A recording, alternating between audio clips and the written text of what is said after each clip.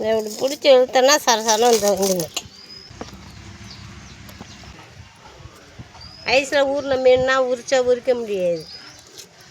இது நம்ம ஊர் மீன் தொட மீன். ஃப்ரெஷ்ஷாக பிடிச்சதா? தொட மீனுண்ணா. தொட மீன் ஃப்ரெஷ்ஷாக பிடிச்சிட்டு வந்தது.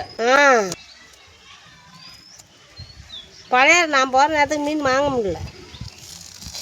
பார் சூப்பராக உரிக்கிறாங்க, அருமையாக இருக்குது. சரி ரெக்கை எடுத்துக்கிறேன் இல்லைக்கா, இதை பிடிச்சி அப்படியே பிடிச்சிட்டாக்கா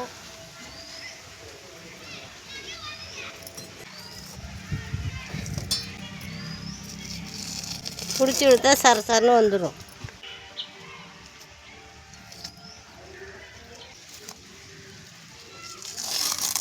இப்படிதான் உரிக்கணுமாக்கா? ஆமாண்ணா, நீ யாரும் இல்லை அரிஞ்சு உரிக்கிறதோட அந்த பிடிச்சி உரிச்சிட்டோன்னு வச்சுக்க.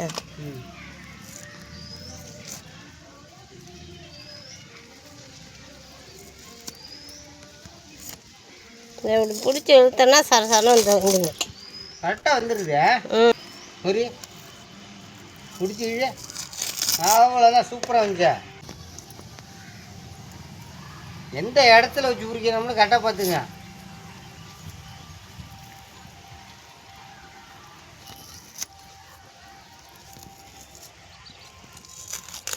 பாருங்க, அவ்வளோதான், தோலை உரிச்சிட்டாங்க.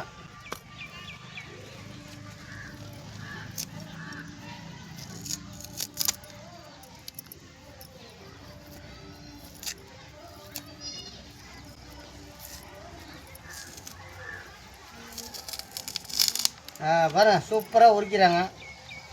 எல்லா மீனும் இப்படியே உரித்து கொடுப்பாங்க. சமைக்க வேண்டியது நம்ம வேலை. இந்த மீனை பார்த்தீங்கன்னா உரிப்பாற மீன், அதான் உரிச்சிக்கிட்டு இருக்காங்க. உரிச்சு தான் அதை சமைக்கணும். அதான் நீங்கள் நம்ம சமைக்க போகிறோம். மீன்னாலே எல்லாம் செதில் அடிப்போம், நறுக்குவோம். இது ஒன்றும் தேவையே இல்லை. அப்படியே தோலை உரிக்க வேண்டியதாங்க. தோலை உரித்து மாட்ட வேண்டியதான். சமையல் ரெடி.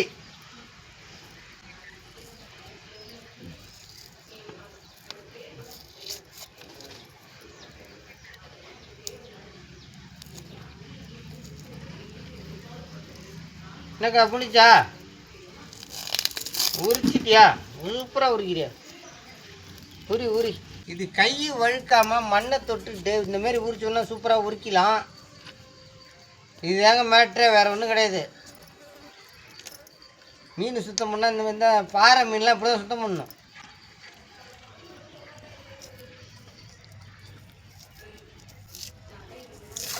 ஆறவா மீன் எடுத்துக்கு போகிறா. அடுத்து வரான்.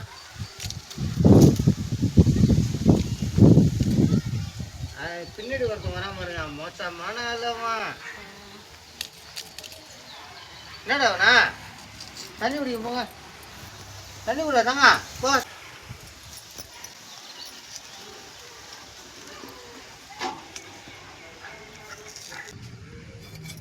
சூப்பர் பீஸு, அருமையாக இருக்கு.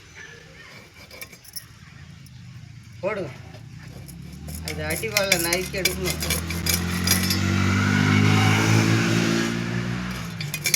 அதை ஏக்கா நறுக்கிறோம். மீன் அரை கிலோ இருக்குங்களா? இருக்கு அரை கிலோ இருக்காது, 300 கிராம் இருக்கும்.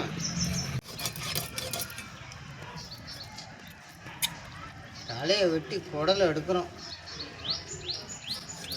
ஃப்ரெஷ்ஷான மீன்.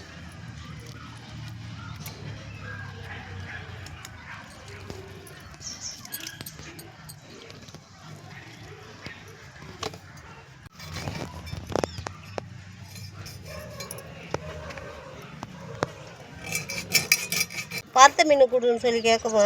சூறை ஒரு பீஸ் 300ரூவாண்ணா. ஒரு பீஸ் 300ரூவாயா? வஞ்சிர மீன். வஞ்சிர மீன் கிடையாது, இருக்காது. அது தோல் எடுத்து பார்த்தா சூறை மீன் வஞ்சிர மீன் ஏமாத்திட்டோம்ல. அதோட கொண்டு பையன் என்னன்னா, எங்கிட்டே மீன் பிடிக்கிறவங்கிட்டே சூறை வந்து நீ வஞ்சிரம்னு சொல்கிற. மீனை வேணாம், மீன் வேணாம், எடுத்துகிட்டு போ. அப்புறம் என்ன சொல்கிறேன் அந்த சப்ளை பண்ணுற பையன், அண்ணா இது சூறை மீன் தானே, நீங்கள் சொல்லாதீங்க, வேணா சும்மா சாப்பிட்டு போங்கண்ணா, சொல்லாதீங்க அண்ணா, அது காசை வேணாண்ணா, வியாபாரத்துக்கு எடுத்துடாதான். ஏமாத்துறோம் மீன் திடீர்னு சூறை மீன் அந்த மீன் என்ன போட்டு அரைப்பீங்க? மஞ்சள், பெருஞ்சீரகம், சீரகம், பட்டை மிளகா போட்டு அரைச்சி அது தனியாக வச்சு போனேன். மிளகாத்தூள் மிளகுலாம் போட மாட்டேண்ணா. மிளகு போட மாட்டோம். மிளகு போடாமல் அரைப்பீங்க? வறுக்கிறதுக்கு அரைச்சோம்னா அப்படி தான். அது நம்ம உருளைக்கிழங்கு பெரட்டினாலும் அது போட்டுக்கலாம். சாம்பாருக்கு அது அள்ளி போடுவோம். சாம்பாருக்கு அள்ளி போடுவோம். தனி மிளகாத்தூள் அரைச்சி வச்சுருந்தா எல்லாத்துக்கும் கறி குழம்புக்கு காரம் வேணுன்னா அது கொஞ்சம் அள்ளி போட்டு வைப்போம். மீன்லாம் கட் பண்ணியாச்சு. இப்போ சுத்தம் பண்ண போகிறோம். வர சூப்பராக இருக்குது மீன். தண்ணி கொடுக்காதுல.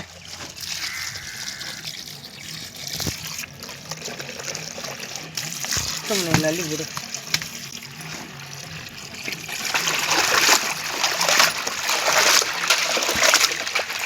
அருமையாக அலசிங்க.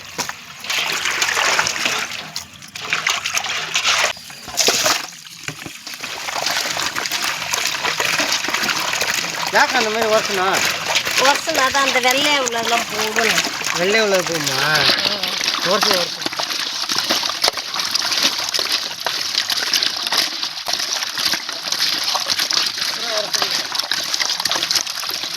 ராட்டம் சுற்றுற மாதிரி சுற்றுது.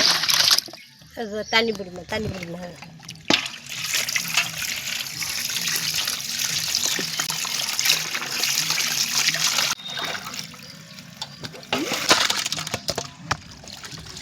எவ்வளோ மீனா?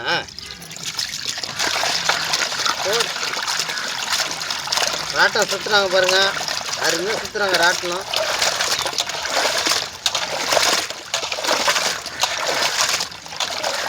அள்ளி போடுங்க.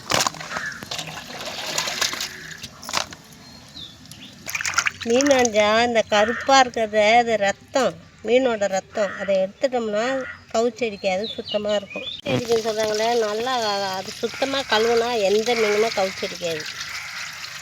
அது அலசி தெரியாமல் ஆசிரியர் தான் கவுச்சடிக்குன்னு சொல்கிறாங்க.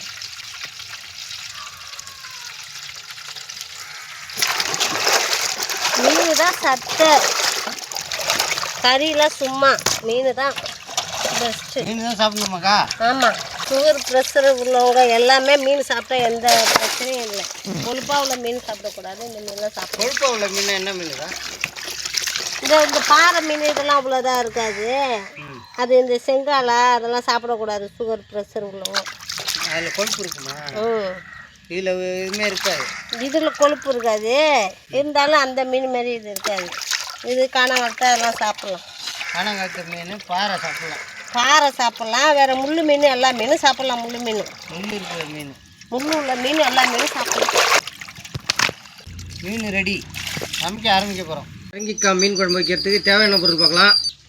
மஞ்சள் தூள், வடகம், நல்லெண்ணெய், கல்லுப்பு, குழம்பு மிளகாய் தூள், புளி ஊற வச்சுருக்கோம், மீன் சுத்தம் பண்ணி வச்சுருக்கோம், வெங்காயம், தக்காளி, பச்சை மிளகாய் எல்லாம் ரெடியாக கட் பண்ணி வச்சுருக்கோம், பரங்கிக்காய் நறுக்கி வச்சுருக்கோம், கருவேப்பிலை, புளியை கரைச்சி வடிகட்டிக்கலாம்,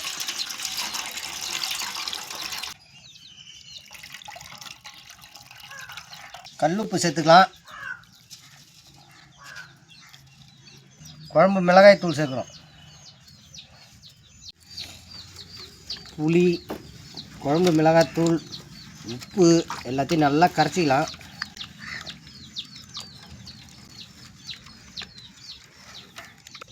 இப்போ மீன் குழம்பு வைக்கிறதுக்கு அடுப்பில் சட்டி வைக்கிறோம்.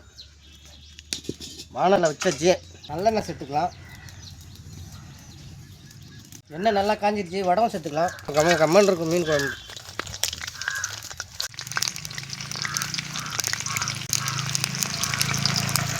அது கூடவே கருவேப்பிலை சேர்த்துக்கலாம் வாசனைக்காக. நறுக்கின வெங்காயம், தக்காளி, பச்சை மிளகாய் சேர்க்குறோம்.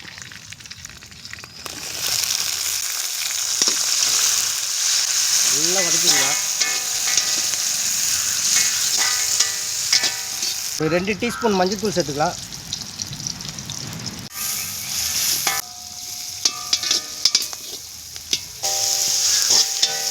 வெங்காயம் நல்லா பொன்னிறமாக வதங்கணும். அப்போ தான் அந்த மீன் குழம்பு நல்லா டேஸ்ட்டாக இருக்கும்.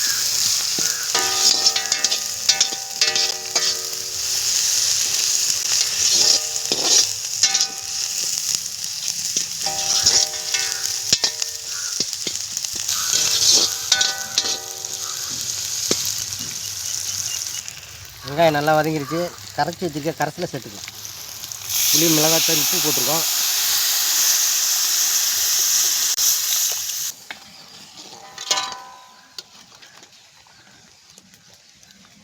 குழம்பு நல்லா குதிச்சிட்டு இருக்கு. பரங்கிக்காய் நல்லா வெந்துருச்சு. இப்போ மீனை இறக்கி விட்டுறலாம். மீனெல்லாம் உள்ளே இறக்கிடலாம்.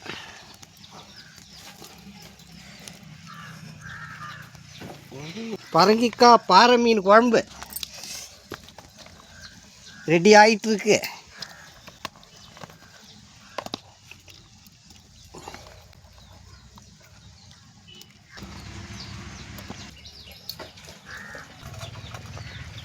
மீன் நல்லா வெந்துருச்சு. நம்ம கமெண்ட்ருக்கு அன்னைக்கு ஒரு புடி வேறு பாத்திரத்தில் மாற்றிக்கலாம்.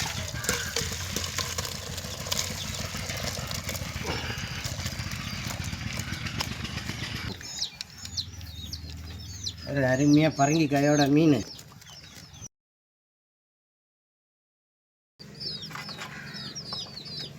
பார்த்திங்கன்னா அருமையாக குழம்பு ரெடி ஆகிடுச்சு. இது முள் இல்லாத மீன், ஒரே ஒரு சென்டர் முள் மட்டும்தான் இருக்கும். அதில் நல்லா மீன் குழம்பு நிறையா ஊற்றி பிசைஞ்சு அடித்தா